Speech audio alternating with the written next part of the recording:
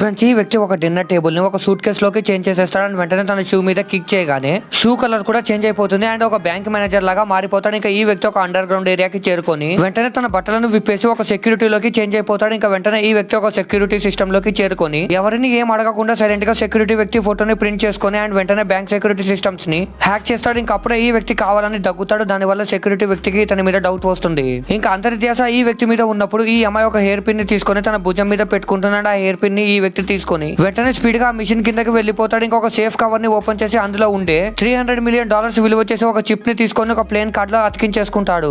ఇంకా రిటర్న్ అదే ప్లేస్ కి వెళ్లి ఈ వ్యక్తి వచ్చినప్పుడు ఈ ఆఫీసర్ కి ఇతని మీద డౌట్ వస్తుంది. ఇంకా ఈ వ్యక్తిని చెక్ చేయడానికి ఆర్డర్ తీసుకుంటాడు. ఇంకా ఈ వ్యక్తిని పోలీస్ వాళ్ళు చెక్ చేస్తూ ఉంటే ఈ వ్యక్తి చాలా తెలివిగా కార్డ్ ని వెనక్కి ముందుకు తిప్పుతాడు. ఇంకా చెక్ చేసి అయిపోయినా కానీ ఆ కార్డ్ ఇతని దగ్గరే ఉంది అని పోలీస్ వాళ్ళు కనిపెట్టలేకపోతారు.